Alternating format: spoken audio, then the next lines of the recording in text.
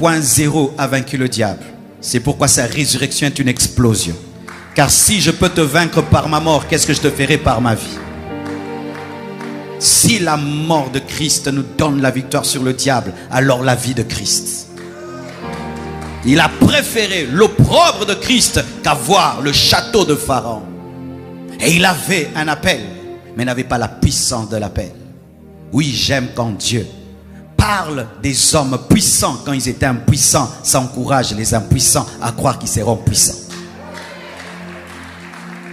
Moïse n'était pas un bébé rempli de puissance, non. Jusqu'à l'âge de 40 ans, il n'avait pas de puissance. Et il a essayé. Il a essayé de sauver avec ses mains, car c'était un guerrier. Et il a pu tuer un Égyptien. Mais Dieu n'avait pas besoin de tuer un Égyptien. Il avait besoin de tuer tous les fils aînés de l'Égypte. Et tu ne peux le faire avec tes armes. Tu ne peux le faire que par la puissance de Dieu.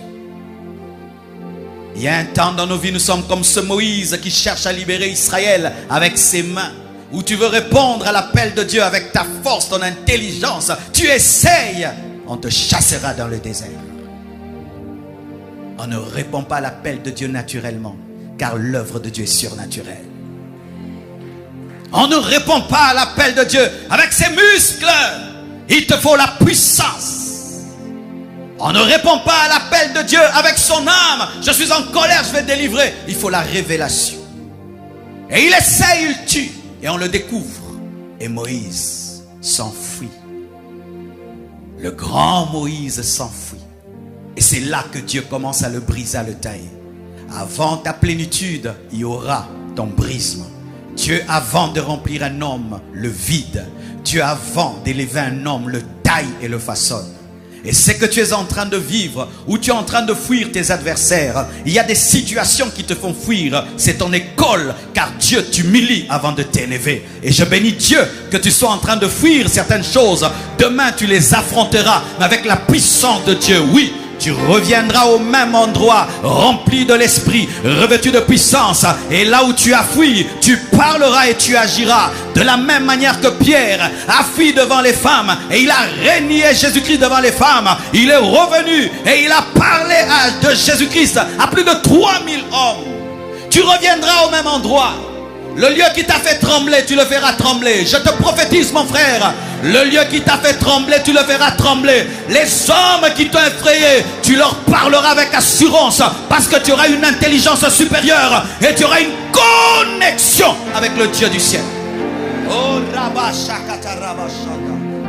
oui, je te présente le Dieu qui change les vies. Je te présente le Dieu qui change la faiblesse en force. Je te présente le Dieu qui fait reculer pour propulser. Je te présente le Dieu qui vide afin de remplir. Il y aura toujours cette période dans ta vie. Car Dieu ne peut remplir un vase qui est déjà plein. Il doit te vider de ton assurance, de ton orgueil et de toutes tes capacités dont il a besoin afin de te remplir de lui-même. Et ça a pris du temps. Le grand Moïse se retrouve dans le désert. Il voit des femmes qui sont en train de puiser et qui sont malmenées. Toujours l'esprit de sauveur. Il utilise encore ses muscles et il les sauve. Ça lui permet d'avoir un mariage, mais ça ne lui donne pas l'alliance. Ça lui permet d'avoir une alliance avec une femme, mais pas une alliance avec Dieu. Et là, quelle humiliation. On lui donne un travail. Paître les brebis de Jéthro. C'est là que commence notre histoire. Il ne travaille pas pour lui-même. Il travaille pour son beau-frère. Quelle humiliation. Lui qui était avant un prince devient un berger. Et quel genre de berger? Pas un berger autonome, non. Dépendant de son beau-père. C'est son beau-père qui le paye à la fin du mois. C'est son beau-père qui l'envoie. Oh Moïse, va à droite, va à gauche, va à ceci. Le grand prince devient berger. N'abandonne pas lorsque tu deviens un prince berger. Le berger va devenir prophète. N'abandonne pas lorsque tu recules. C'est pour que tu puisses sauter. N'abandonne pas lorsque ta vie semble reculer. Ce n'est pas une régression, c'est une direction. Ce n'est pas une régression, c'est une direction. Car tu ne rencontreras pas le buisson ardent dans la maison de Pharaon, mais tu rencontreras le buisson ardent en train de paître les brebis de Jéthro. Oh, gloire à Dieu. Oh, ma sœur, c'est toi qui laves les assiettes le matin. Dieu te rencontrera en train de laver les assiettes. Parce que pendant que tu laves les assiettes, tu chantes et tu adores et tu parles en d'autres langues. Et un jour, tu seras baptisé du Saint-Esprit. Tu auras encore une onction plus grande, une révélation plus grande. Pendant que tu fais des basses besognes, c'est alors que Dieu te prépare à des grands travaux. Sois prêt, bientôt Dieu changera ta vie. Je te dis, sois prêt, bientôt Dieu changera ta vie. Et la Bible nous dit, le grand Moïse est en train de paître les brebis. Et il avait une habitude. Lorsque vous regardez les films sans comprendre la parole, vous aurez une mauvaise interprétation de la parole. On nous présente Moïse en train de paître des brebis comme par hasard. Tout d'un coup, il voit un buisson ardent. Mais non, ce n'est pas le cas. Moïse avait une habitude.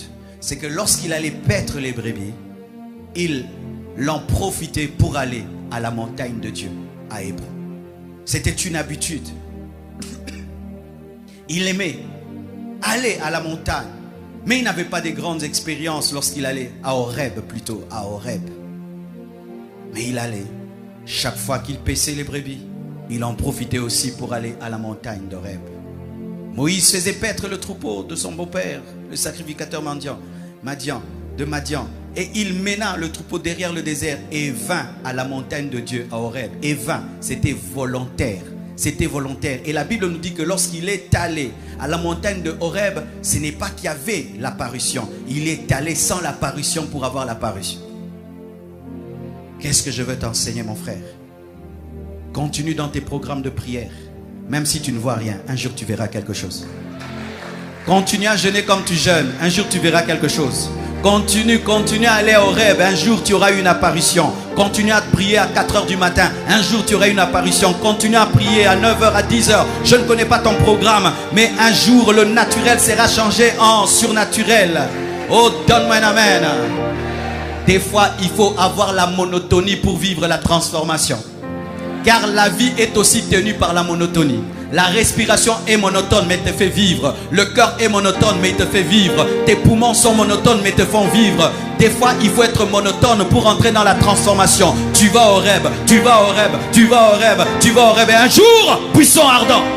Tu vas à la chambre haute, tu vas à la chambre haute. Un jour, une apparition. Tu vas. Et puis un jour. N'arrête pas de faire ce que tu fais de manière régulière. Un jour, il y aura une transformation dans ce que tu fais habituellement. Jésus avait l'habitude de se lever et de précéder le soleil en prière. Et un jour, en priant, sa transpiration est devenue du sang.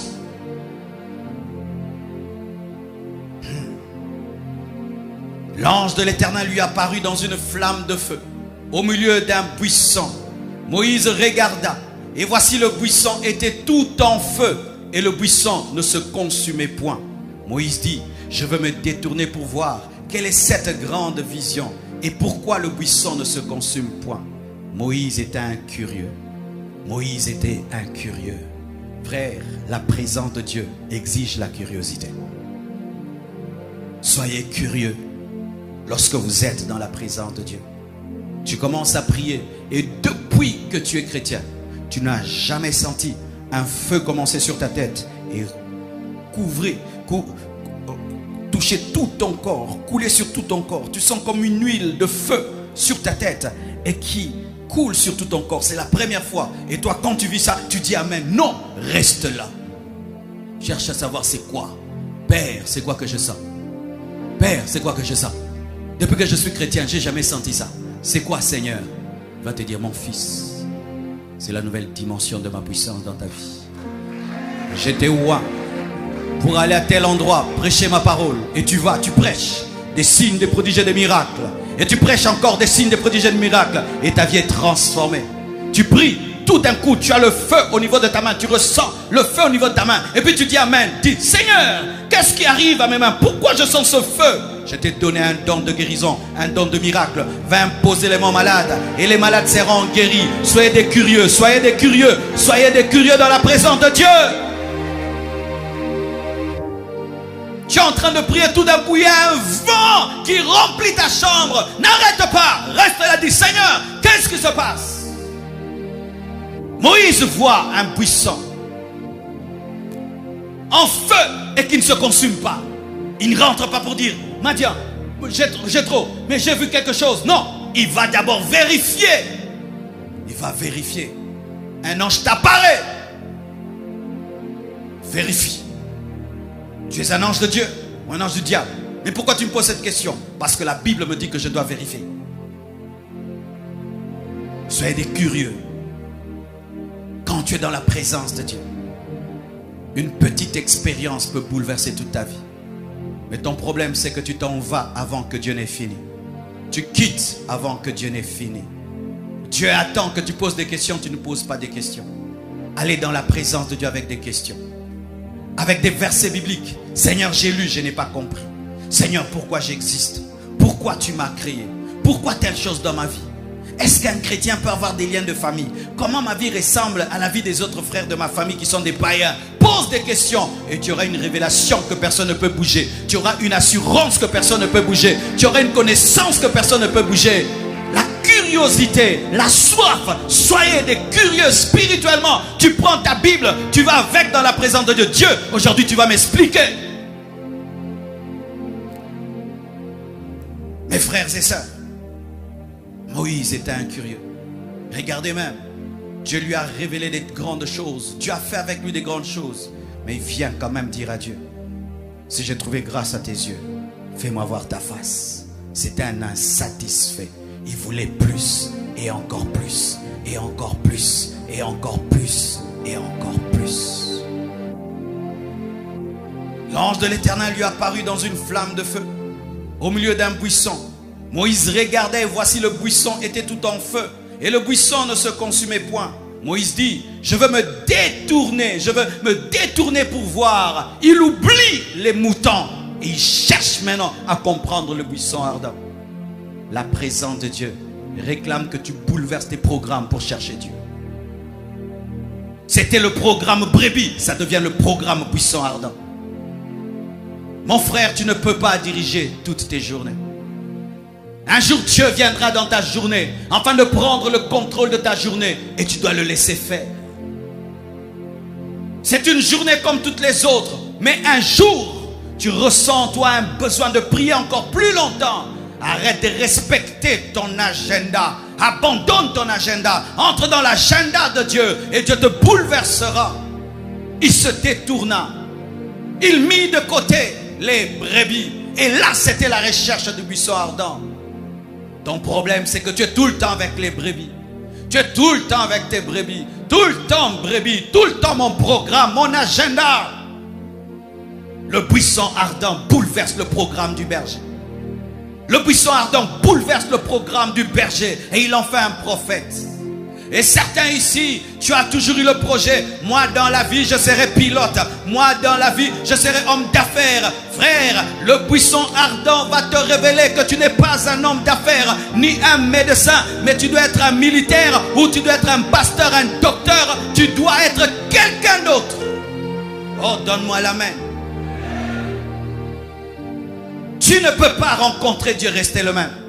Tu ne peux pas rencontrer Dieu et ne pas vivre un bouleversement. Le véritable Dieu pèse beaucoup. S'il vient dans ta barque doit être agitée. Je voulais être ingénieur en aéronautique. C'était ça mon projet. Être ingénieur en aéronautique. Parce que ça sonnait bien. Mais le projet de Dieu, c'était que je sois pasteur. Et je vous assure, il fallait que je sois pasteur. Je suis né pour être un prédicateur. J'étais créé pour être un enseignant de la parole. J'étais créé pour bombarder la parole. Le Dieu qui t'a créé, c'est pourquoi tu existes. Et au buisson ardent, il va révéler pourquoi il t'a créé. Que tu n'es pas un berger, que tu n'es pas un prince d'Égypte. Tu es un prophète. Mais tu dois accepter de mettre de côté ton programme. Lundi, c'est ma journée de repos. Et tu veux te reposer, Dieu te dit prie. Prie. Samedi, c'est ma journée de pause. Tu veux te reposer, Dieu te dit prie. Lundi, moi je fais ceci, Dieu te dit prie. Laissez-vous bouleverser. La présence de Dieu exige que tu acceptes le shift, que tu acceptes le bouleversement, que tu acceptes la modification de ton agenda. L'ange de l'Éternel lui apparut dans une flamme de feu au milieu d'un buisson. Moïse regardait